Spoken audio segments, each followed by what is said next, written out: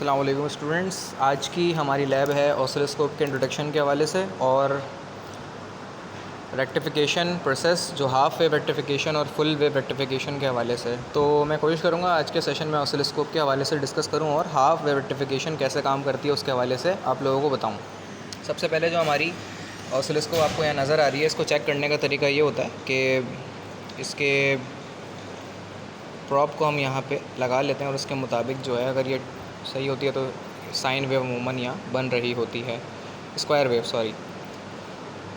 Wave की तकरीबन symbolic representation इस तरह से होती है। दैट मीन्स के प्रॉप भी ठीक है और ऑसिलोस्कोप भी ठीक है। बाकी इसका एक नेचुरल डिस्प्ले भी आ रहा होता है जिसको डिजिटल डिस्प्ले भी कहा जाता है। बाकी फंक्शन इसके टाइम पर डिवीज़न, वोल्ट पर division, position, 10 times magnification, voltage, milliseconds, frequency और चैनल 2 के ऊपर ये एडजस्टमेंट हुई है फ़िलहाल।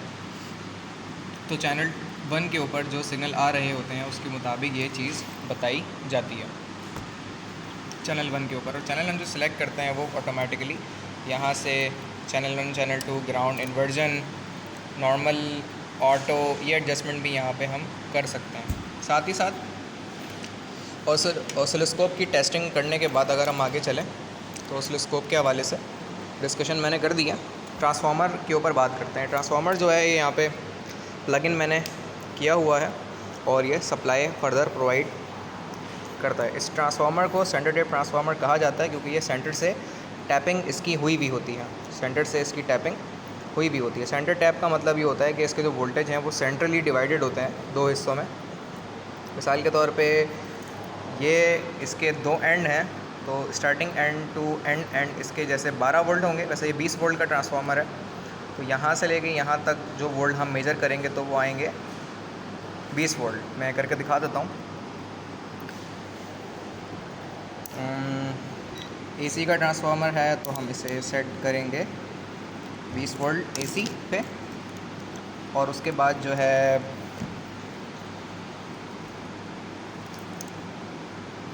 मेजर करके इसके 20 वोल्ट आने चाहिए।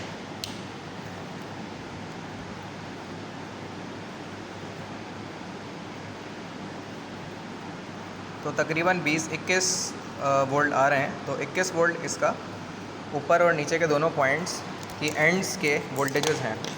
साथ ही साथ ट्रांसफार्मर के अगर हम मिडिल वोल्टेज को मेज़र करना चाहें, मिसाल के तौर पे अगर यहाँ पे थोड़ा गौर करें आप, ये वाला और ये वाले एंड पे वोल्टेज मेज़र किया तो 20 आ रहे थे। यानी इन दोनों एंड्स पे जो वोल्टेज आएंगे 20 और इसको मेज़र करेंगे तो 10 और इसको मेज़र करेंगे तो 10। तो दरमियान के सेंट्रली टैप पे 10, दरमियान के सेंट्रली टैप तक 10, लेकिन एंड तक जो वोल्टेज होंगे वो 20 होंगे। 20 मैंने करके दिखा दिया, अब 10 मैं भी दिखा देता हूँ आपको। यानी कि इस लाइन और ये येलो वाली लाइन के दरमियान जो वोल्टेज होंगे वो 10 होने चाहिए। तो अब इसको ऑब्ज़र्व हम कर लेते हैं। तो फर्दर मेजरमेंट करने के लिए ये यहाँ पे प्लेस करेंगे और 10 वोल्ट 10.5 यानी कि 21 के वोल्ट हाफ जब होते हैं तो 10.5 यहाँ पे आ जाएंगे। फर्दर ये ट्रांसफार्मर को हमने मेज़र कर लिया। ट्रांसफार्मर की जो वेव आ रही होती है इसको अब थोड़ा देख लेते हैं। ट्रांसफार्मर जो है वो एसी सिग्नल के ऊपर काम करता है और ट्रांसफार्मर की जो वेव ऑसिलोस्कोप से अगर हम देखें तो वो भी हम ऑब्ज़र्व कर लेते हैं। तो यहाँ पे दिखा देते हैं। अब देखें यहाँ पे वेव जैसे ही मैंने ट्रांसफार्मर के ऊपर ऑसिलोस्कोप की प्रॉब कनेक्ट की है, ठीक है, ट्रांसफार्मर की प्रॉब कनेक्ट की है और ये जो प्रॉब्स हैं ये 10 वोल्ट के अक्रॉस मैंने कनेक्ट की हैं। तो इसके सिग्नल एसी के आ रहे हैं यहाँ पे और 50 हर्ट्ज़ फ्रीक्वेंसी सप्लाई की आ रही है और 5 मिली वोल्ट्स हैं, जबकि चैनल 1 के ऊपर 0.5 वोल्ट आ रहे हैं और इसका जो टाइम है वो 5 मिली सेकेंड्स आ रहा है। अब हम इसको कम करते हैं थोड़ा, उसके मुताबिक ये वोल्टेज आने शुरू होंगे। इसे साइन वेव कहते हैं, जो सप्लाई ऑफ यूटिलिटी से आ रही होती है और हमारे सिग्नल इसके ऊपर अपेयर हो रहे हैं, ठीक है। अब इसी तरीके से यही वोल्टेज एसी के सिग्नल कहलाते हैं और एसी के सिग्नल के ऊपर ये वोल्टेजेस हमें इस तरह नज़र आते हैं। सेंट्रली टैप के ऊपर भी यही आ रहे होंगे और फुल दोनों के ऊपर भी यही आ रहे होंगे, ठीक है। तो हमने इन दोनों के दरमियान लगाया है तब भी सिग्नल यही आ रहा होगा। इन दोनों के दरमियान लगाते हैं ऑसिलोस्कोप पे तो सिग्नल तब भी ये आ रहा होगा। तो ऑसिलोस्कोप एक टाइम डोमेन डिवाइस है जो कि हमारे साइनसॉइडल वेव्स को उसके सिग्नल रिप्रेजेंट करती है और हमारे जितने भी रिस्पॉन्सेस होते हैं उनको भी मेजर करके दिखाती है। तो ऑसिलोस्कोप का ये मेजर काम होता है।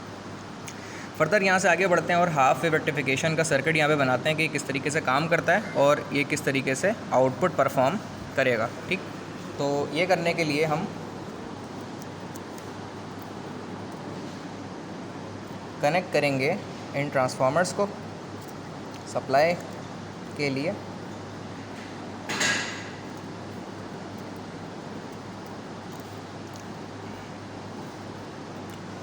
तो सबसे पहले हम हाफ वेव रेक्टिफिकेशन के लिए एक अदद जो है वो डायोड लेंगे। ये डायोड कहलाता है, ये इसका एनोड होता है और लाइन के बाद का जो हिस्सा होता है वो इसका कैथोड कहलाता है। और हम जो है वो जो सेंट्रल का पॉइंट होता है, ये येलो वाला सेंटर का पॉइंट है, इसको फ़िलहाल हम इसको अलग कर लेंगे। ठीक है,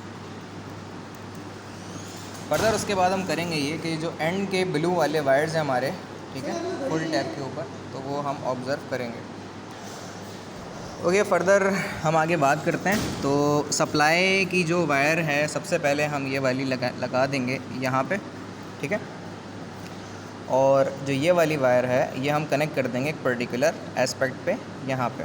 ठीक है, तो हम दो एंड्स को ट्रांसफार्मर के इस्तेमाल कर रहे हैं। ट्रांसफार्मर का स्टार्टिंग एंड और एंडिंग एंड, सेंट्रल वाला जो है ऐसा छोड़ दिया है हमने।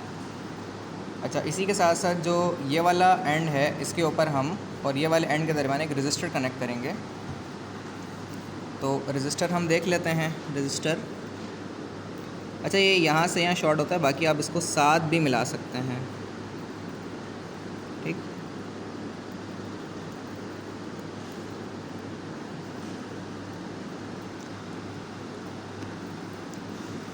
सो इसको हम शॉर्ट वाइज कनेक्ट कर लेते हैं यहाँ पे और यहाँ पे।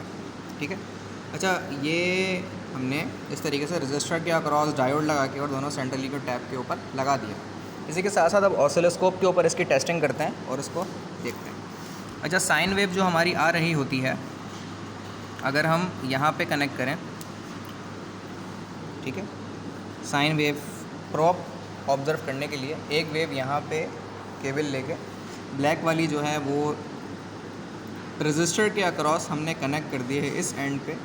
अगर हम स्टार्टिंग एंड पे करेंगे, यहाँ पे रखें, तो वेव देखें जो हमने साइन वेव एडजस्ट की थी वो आ रही होगी। ये एक पूरी की पूरी फुल वेव है जो कि हाफ ऑफ साइकिल और नेगेटिव ऑफ साइकिल का मजमुआ होती है और 50 हर्ट्ज़ यानी 1 सेकंड में 50 साइकिल्स आ रहे होते हैं 50 हर्ट्ज़ के अंदर, जो कि हमें ऑब्ज़र्व भी हो रही है, यहाँ पे आ रही है। फर्दर इसके बाद हम करते ही हैं कि साइन वेव हमारी डायोड से पहले और फुल वेव हमारी, फुल वेव तो नहीं कह सकते लेकिन साइन वेव आ रही है।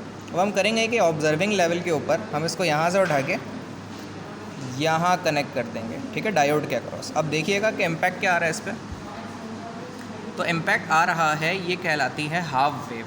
हाफ वेव क्यों? क्योंकि ये आधी वेव आ रही है और आधी कट रही है, आधी आ रही है और आधी कट रही है, तो ये हाफ वेव कहलाती है। ठीक है, तो आधी आ रही है, आधी कट रही है। ठीक है, अच्छा, इसके अक्रॉस अगर मैं कैपेसिटर लगा दूं यहाँ पे, तो उसका भी इम्पैक्ट आप ऑब्ज़र्व कर सकते हैं। कैपेसिटर जो है वो हमारा नेगेटिव पॉजिटिव देखकर लगाया जाता है और बिफ़ोर कैपेसिटर और आफ्टर कैपेसिटर आपने इम्पैक्ट उसका देखा होगा। ठीक है, तो ये देख रहे हैं आप इसमें जो कैपेसिटर का इम्पैक्ट है। ठीक, अब मैं कैपेसिटर हटा के दिखाता हूँ आपको, तो इम्पैक्ट देखिएगा क्या आता है। ठीक, ये कैपेसिटर हटा के है और कैपेसिटर अगर लगाता हूँ तो इम्पैक्ट देखें क्या आ रहा है। कैपेसिटर हटा दिया, कैपेसिटर लगा दिया, तो ये कैपेसिटर चार्जिंग और डिस्चार्जिंग का इम्पैक्ट की वेव है जब हमारा कैपेसिटर चार्ज हो रहा है और हाफ वेव रेक्टिफिकेशन का ये हिस्सा जैसे हटा दिया, अभी कैपेसिटर चार्जिंग डिस्चार्जिंग नहीं हो रहा और ये स्मूथ भी नहीं हो रहा। तो जैसे ही हम इसको कनेक्ट करते हैं कैपेसिटर को, तो देखें तो कैपेसिटर चार्जिंग और डिस्चार्जिंग का जो इम्पैक्ट है वो हाफ वेव के ऊपर इस तरह से ऑब्ज़र्व हो रहा है।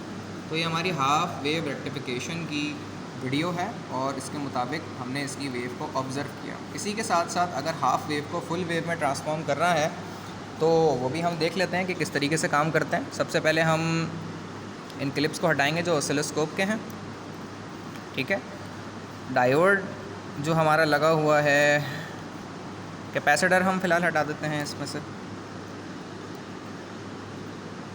रेजिस्टर हमारा काफ़ी गर्म हो रहा है वैसे, ये यहाँ कनेक्ट करते हैं, ठीक है। अगेन एंड एडजस को, अच्छा अब हम काम करते हैं हाफ फुल वेव के लिए ना, इस पार्ट को हटाते हैं और येलो वाली को यूज़ कर लेते हैं, ठीक है। ब्लू को भी यूज़ कर सकते हैं, मैं बस एक चेंजेस रहे तो दोनों चीज़ें इस्तेमाल करके दिखा रहा हूँ। अच्छा मैं जानता हूँ, आप लोग को मैंने बताया था येलो से लेके किसी भी ब्लू तक करेंगे तो वोल्टेज हाफ़ हो जाते हैं, समझ रहे हैं। तो हम इसे यहाँ कनेक्ट करेंगे और उसके बाद जो है वो अब एक नेक्स्ट डायोड जो है कनेक्ट कर देंगे यहाँ से लेके पर्टिकुलरली यहाँ पे, बल्कि नहीं हमें सेंटर टैप से लेना पड़ेगा, सॉरी ये मैंने मिस्टेक कर दी है। सेंटर टैप के लिए ग्राउंड कनेक्ट करना पड़ जाएगा। तो हम इसके लिए करेंगे ये कि जो एंड वाला ब्लू है, ये फर्स्ट वाला जो ब्लू है, इसे लेके हम कनेक्ट कर देंगे यहाँ पे, ठीक है। तो ये आपका पहला डायोड, ये आपका दूसरा डायोड, ये इसका एनोड, ये इसका कैथोड। बार के बाद जो लगा हुआ होता है ना, ये इसका कैथोड होता है, ठीक है। देख लें बार के बाद, तो ये कैथोड है। इसको लेके मैं कनेक्ट कर दूँगा अपनी इस रजिस्टर के पास, और रजिस्टर के पास से लेके मैं यहाँ पे ऐसे कनेक्ट करता हूँ रजिस्टर के पास से, ठीक है।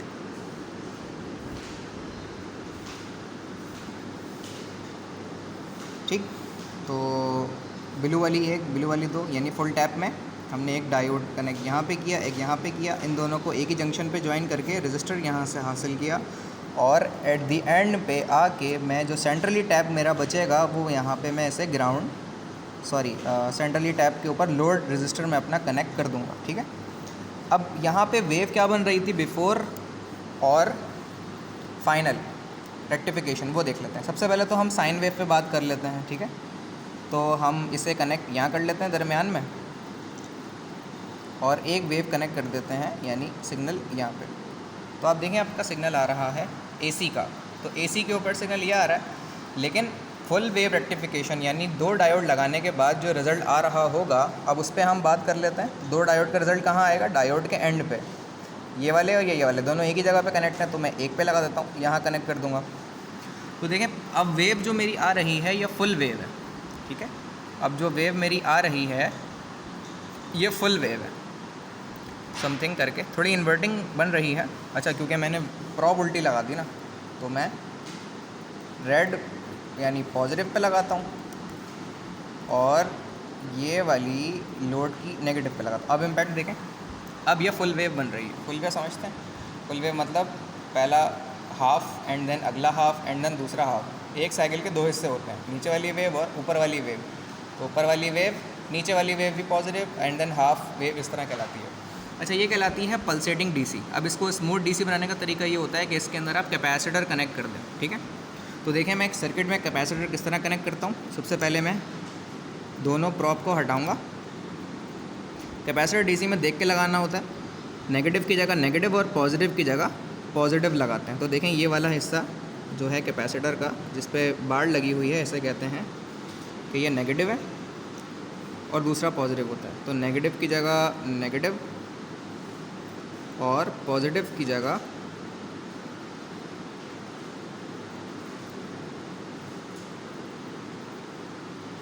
पॉजिटिव मैं लगा दूँ, ठीक है। इस तरह कैपेसिटर कनेक्ट कर लिया। कैपेसिटर कनेक्ट करने के बाद जो है अब मैं प्रॉप लगाता हूँ अगेन पॉजिटिव पे और दूसरी लगाता हूँ नेगेटिव पे।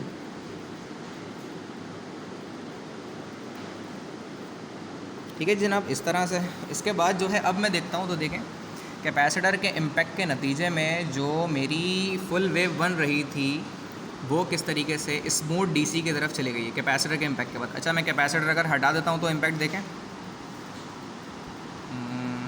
कैपेसिटर मैंने बिल्कुल ही हट गया ये तो, ठीक है जी। ये कैपेसिटर के बग़ैर है, और कैपेसिटर जब मैं कनेक्ट करता हूँ तो इम्पैक्ट देखें ये आ गया। कैपेसिटर के बग़ैर ये रहा, इसे कहते हैं पल्सेटिंग डीसी, ठीक है। फुल वेव रेक्टिफिकेशन तो बन रही है लेकिन पल्सेटिंग डीसी में, लेकिन जैसे ही मैं यहाँ कनेक्ट करता हूँ तो ये स्मूथ डीसी बन जाती है, पल्सेटिंग इम्पैक्ट कम हो जाता है।